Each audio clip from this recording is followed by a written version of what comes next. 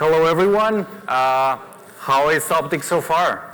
Excellent. Yeah? Having good time? Awesome. As David already mentioned I'm going to talk about a difficult topic that many of you maybe have wondered in the past, that is how to photograph strangers while you're traveling. Many of you have had this feeling that I want to photograph someone, but I'm a little bit afraid of how to get close to someone, how to ask for permission, how to break the ice, how to actually get into a conversation that will lead into a beautiful portrait, these magnificent portraits that have inspired all of us. I consider myself a little bit shy,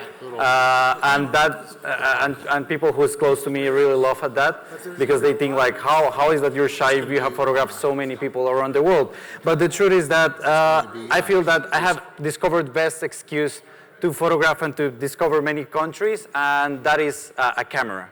A camera has allowed me to access so many different people, and I'm gonna show you some of my images, some of my portraits that I have taken around the world, working with the fishermen in China, in southern China, spending some good time with them, making a good deal of, like, I'm gonna join you every day from 3 a.m. in your boat, help you to fish, as long as we can go to a very iconic place at certain time of the day, and you will allow me to take a picture.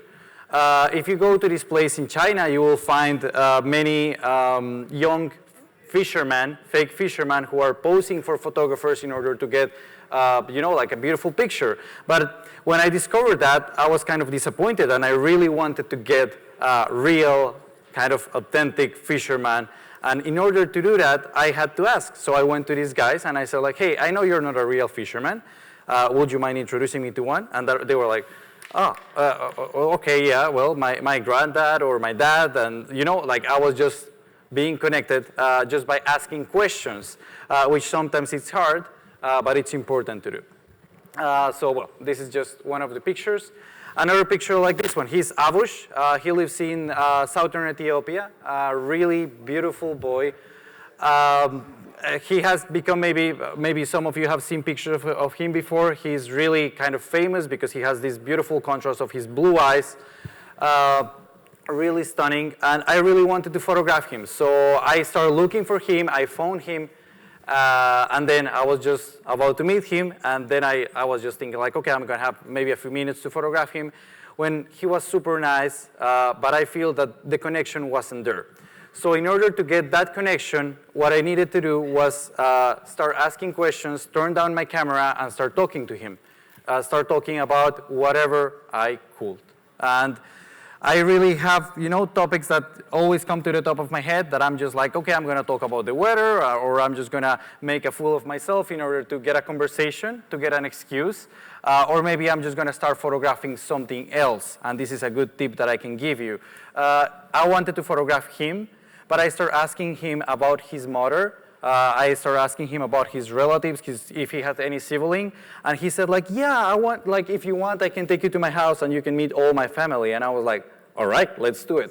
So I spent a whole day just going to his village and discovering his family, photographing him with his mom, with his sister, and just taking all these pictures in order to have a minute when he was already feeling really confident, and just tell him like, Abush, do you mind if I take your portrait? And he was like, sure, what do you want me to do? And that's where he just allowed me to start playing a little bit, and we just created this portrait.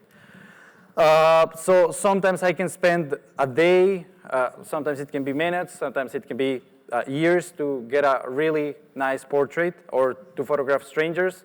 This is another maybe situation that just happens randomly when you're traveling. I was in the middle of the Holi festival, and do you know about the Holi festival? In India, it's this beautiful, colorful festival that celebrates the end of the winter and the beginning of the spring. And they do it by throwing color, water, dancing, partying. It's really, really intense. So I was just in the middle of the Holi festival, and they were just, it's in the middle of the stage over there, and I had to get in the middle of a lot of men who are facing women The men are just throwing water, buckets of water to the women, and the men are just wiping the women with their shirts. So that was very intense. So I was in the middle, yeah, as crazy as it sounds. So I was just in the middle of that when a group of young men just took a bucket of water, full of water with color, and they just thought that it was going to be funny to throw it to my camera. This group of women just noticed it, and they just kind of hugged me and embraced me there, and while they were kind of defending me from them, I was just taking these pictures. And I never had the chance to talk to them or to share any further than this picture, but I'm really thankful with them. So sometimes it's just a moment in time. This is in South Sudan. I was photographing the cattle camps that I think they're absolutely gorgeous. They are absolutely stunning. And this is a portrait that I'm taking after my 6th day, just staying and sleeping with them, understanding their culture, understanding how they live. And that's how I actually get these portraits. This is my friend Harish, who from India. She passed away 3 years ago, and she's a transgender ballerina, the most amazing ballerina that I have photographed in my life. It's a tragic story, but I don't want to make it sad. I want to make it as a tribute. She's really gorgeous, and she allowed me to photograph her and see all her process of being a transgender ballerina in one of the most conservative states of all India, that is Rajasthan. So this is a portrait that I took of her back in 2018. Some other portraits of people that I have met on the road, and sometimes funny things happen. Before I took this portrait, I remember that I was walking in Vietnam, and I just fell off a hill with all my camera equipment, and I broke my drone, and I broke one of my lenses, and I was feeling really disappointed. I was in this village really far from a hospital, and I didn't know if I was injured. I was just walking just like this all the time. And then I just saw this beautiful guy, and he was just standing there in this position as you see him, and I just pointed my camera and took this portrait. This is in Colombia, in southern Colombia. I'm just interested in showing them as very, very big, powerful, empowered people who feel really proud of who they are and how they look like. So that's what I'm always trying to get in my photographs. I'm really interested in this peak moment, this, like really high standard image that will maybe introduce the rest of the story. But not every portrait has been a good one. And what I mean by that, and how I discovered it. I started feeling attracted to photograph people in New York City, and I was really afraid to come by and just ask and say, hello, can I take your portrait? But sometimes, I know it has happened to you, you're just walking on the street, or maybe you're on the subway, and you see someone so beautiful that you just wonder, like, maybe can I just stop that person and ask for a portrait? Well, I stopped losing, I stopped having that fear, and I just started asking random people on the street, like, hey, can I have your picture taken? And they were like, yeah, sure, why not? And they will allow me to take their picture. Still, this picture is just a photograph of someone, but I don't feel it's a real portrait because the light is ugly. I'm not considering how he's posing or what's in the background. There's still so many details that are missing that I really want to get after. The same thing with this one. So I was like, okay, if I'm talking about a portrait, I just have to get really close. But that's not reality. That's just, like a really close-up kind of like passport document kind of sort of someone. But I'm still not getting to that point where I'm considering everything that has to be done in order to get a portrait. And a really famous photographer that many of us are related, Luis. And I have to tell you, I feel kind of embarrassed to show you this picture because he's such a talented photographer, and I feel that this picture is so bad. Like, this portrait is so bad. And I will tell you, the reason I think it's so bad is because the background is just overexposed. So I will tell you the story of this picture. I was getting out of Photo Plus back in 2016, and I just saw him with this huge camera, and I was like, wow, this man is interesting. So I just came to him, and I said, like, hey, can I take your picture? And he said, like, yes, as long as you let me take yours. And I was like, all right, deal. And I said, like, all right, go ahead and take it. And he was like, no, you have to shoot first. And I was like, oh, wow, a lot of pressure, what I will do. So I really didn't put the effort to think like how the background was going to be, how he was going to be posing. I just said like, okay, just hold your camera and I will just take the picture. And I just took this snap. But this is not a real portrait, as I will see now that I will be willing to have his picture taken. Same thing. And maybe you will feel related to this. You're on the subway, you see someone interesting, and you just hold your camera very quietly, and you're just like super shy. At the time that I took this photograph, I didn't have the silent shutter as we have now with mirrorless cameras. And I was just super shy, expecting that she will not hear me. But this is a really average portrait. There is nothing interesting here. The light is boring. She's not looking at me. I mean, it's just not what I want. And then I start like coming back from different trips and just looking at the pictures, looking at the portraits, and just feeling like, this is not exactly what I'm looking for. So I start thinking like, okay, maybe let's improve it. So what I really need as a portrait photographer is to get a better lens. So I got a 135 millimeter lens, 1.4, these prime beautiful lenses that we all dream of. And then I just realized like, yeah, I'm getting better aperture, I'm getting better. Let's say that the depth of field is looking better, but if you look at this picture, she's just like, okay, what I'm looking at, she's just holding the newspaper. It's really not interesting at all. So I really had to look carefully through my portraits in order to understand how to make something better. And that's where I come to this conclusion that it's a fear of proximity. And I know many of you face it. And fear of proximity, what is exactly? Let me tell you a story. I was in the Holy Festival the first time, and my first time in the Holy Festival, and I was in a balcony, something like that balcony over there. And like the Holy Festival is thousands of people, just one after another, super, super close, as you can see there. And I knew that I had to be on the ground taking the pictures because all the activity, all the intense emotions were just there. I felt that the pictures were there. But I was so scared to go downstairs because I was thinking like, oh, but what's going to happen to my camera? And what if like if I get some water, and what if I get, so I was really, really scared of that. And I feel this picture really makes me feel how I was feeling at the time. That is like, I just want to get out of here.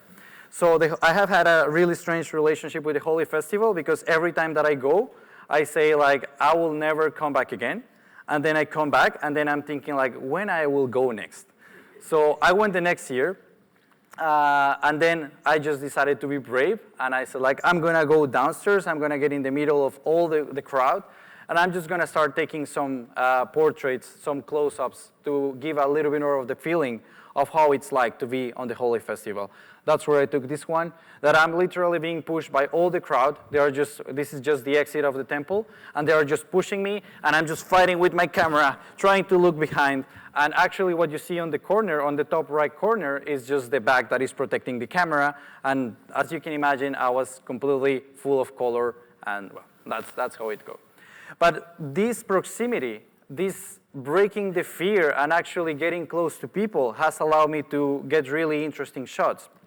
And what I have noticed in many people who are starting into travel photography who want to do this type of shots is that they are a little bit afraid of getting close. So we usually prefer to have a telephoto lens, a 600 millimeter lens, that I would just be able to point to someone and just get that shot. But that's not gonna give you results like this, where you can feel all that emotion. You have to be involved. You have to be actually there in the action. So that's how I got this picture. Same thing with this portrait, where I was just exiting the Holy Festival in another year, and I just see this guy for a second. I saw that he was super beautiful, painted, and I just asked him as you were hearing before, like, can I have your picture taken? Just like, and he was like, yeah. And I just took this photograph, and then he went inside his shop, and that's all I know about him. Or this photograph that I was just covering in Peru. I was riding on a highway, well, kind of a small road actually, and then I just saw her brother, and I thought he was absolutely beautiful, so I just decided to stop. And then I found her, and I asked them if I could take their picture, and they said like, yeah, but my dad is coming, and if he see that we're talking to you, we will have to run. And I was like, all right. So I started trying to find the right angle, and a second before that, her dad just came by, and he started calling her name, and she was just like, and she got super scared, and I couldn't see her anymore because they just ran away. This is Maria in Vietnam. She was traveling with me as a group of photographers, and yeah, we just have her photograph taken using a window light. So if you notice, everything that is changing here, it's how I'm photographing, how the light is impacting on the photograph if you compare with the one that I took back in New York City for the first time. That's the only thing that has changed. When I teach photography, I talk a lot about the distance between the camera and the subject, and especially I do it to talk about the depth of field. But I'm not going to talk about so much about technique today. What I mean by that here, it's the distance between how close you want to be from the subject and what's going to be in the background. That really matters when you're making a portrait. So in this photograph, I'm just walking through the rice terraces in Vietnam, and I literally see him. I stop him on the road. Like I said, like, can you please stop there? And he was just like, all right. And I don't speak Vietnamese, and he didn't speak English. I just use body language. And he stops there, and actually, I was really interested in photographing his sister, which was interesting because I already told you, if I want to photograph someone, I will start photographing someone else, so they will feel a little bit more of trust. And he was like, all right, I'll pose for you. And he was just standing like that. And then I was like, okay, I'm going to photograph his sister. So his sister come in front of the lens, and the bigger brother just come, and the three of them want a portrait. And I'm like, all right, this is not going to work, but I'm just going to take the picture of the three of them. I took it, and the bigger brother never moved from the way, even that I was trying to explain. So I just stayed with this picture that I really like. You have to really build the relationship with your subjects. That's how I like to call this distance between camera and the subject. It's really, if you feel that you're too far, probably the portrait is not going to be good enough. So I really encourage you to be as close as you can. As you notice, I love in my portraits that my subject is looking at the camera. It's really important that their eyes are on me. To me, it means that they are accepting that they want to be photographed, but also means that we can have a connection, and you as a viewer can see the emotions that the person is just feeling in the photograph. This is in Nepal. Again, same situation. I just see her getting out of a temple. I just stop her and I ask her if I can have her portrait taken. And another photograph in Vietnam of these two kids. I'm just walking on a village, walking with my camera. That's what I like to do when I'm traveling. I just have one camera, one lens, and I just start walking and walking and walking until I find something interesting. And that's how I have all these photographs. But what I want to really emphasize on this is get close to your subjects as much as you can. It's also really important to understand how to frame the face. If you notice something that I show you with other pictures is just the face, is just the portrait, but we can actually play a lot with the hands. And we heard this a lot from many photographers, this tip like, hey, play with the hands, maybe make some close-up, some details, but why not to mix both? If their hands are interesting and their face is really beautiful, why not to do both? I like to show a bit of context, where they live, who they are, what they do, what they like. So this is in South Sudan. I know this is really interesting because the image seems like really tough, but in reality is that they are super sweet. They just have these guns over there just to protect their cattle, but they never do anything with them. I think they probably don't even work. So yeah, I just had this portrait taken in the desert, in the middle of the desert. There are other pictures that I don't, pictures like this one, like this one, I will make them pose. Of course, they are looking at me. They agree that I'm taking this picture. Others, I will just walk around and see what I can get in the middle of everything that is happening during the day, during the daily life. And that's how I do it. Now, I want to share with you a story of a portrait that I took back in 2018. And this is in Taj Mahal, India. So I was really dreaming about having this beautiful picture of the Taj Mahal with the reflection on the river. So in order to get that, I knew that I had to have a very quiet river the water has to be really, really still, no rain, and some other conditions. So I'm just going to kind of give you some spoiler, and I took it, but that's not the important thing. I took this photograph, but then I thought, like, that's going to be interesting, but I really want to get something else. So I started walking around the Taj Mahal, and then I just found this woman from Norway who was also traveling, and I asked her, like, hey, maybe you want to come tomorrow, and I will just have your picture taken with the sunrise. And she was like, well, why not? I will do it. I have some good clothing, so I will just bring it along. And then I took this photograph, which was nice, but I still didn't feel satisfied. I didn't feel that was a picture that I was looking for, so I really wanted to get something else. So I wasn't really, getting what I wanted. So he was the boatman, and he's really important in the story because he told me, like, if you want to get in my boat, this is a really small boat that is almost broken, and this is the most polluted river in all India. So it looked very, very dangerous. And he said, like, if you want to go in my boat, there will be no rain, and you have to be very careful about the people that you're bringing in. So I was like, all right, that seems fun. But since I didn't have the picture, I really want to insist. So I always try to get more and more and more photographs, opportunities if I can, if I don't have the picture that I want. So he said, like, yeah, all right, we will just do it. So I'm on my last afternoon in Taj Mahal, and I see how the sky is super cloudy, and it's about to rain, and I'm just super frustrated because it's like, oh, man, I'm not going to get the picture that I was looking for. So he said, like, yeah, I'm going home. It's going to rain. It's not going to work. So he just lived nearby there. And I just kept sitting, just maybe frustrated and crying inside about how I was not going to take it. When maybe my intuition or my experience traveling, I just saw how there were many clouds, but there was a small part of the sky that was just breaking. And I figured, like, if that's going to happen, I'm going to have a really beautiful sunset. So I ran to the house of this man, and I started knocking on his door, and he was like, what do you want? And I was like, well, can we try again? And he was like, I already told you it's going to rain. I'm not going to do it. And he shut the door. And I kept looking at the weather, and I was like, I really have to insist. I already told you no. Please stop insisting. And I was like, I will give you $100. And he was like, oh, all right. All right. But just under one condition. You will be the only one going in that boat. You will get no one else. And if it starts really heavy rain, we will get out. And if you fall down and your camera falls down, you will be okay with that.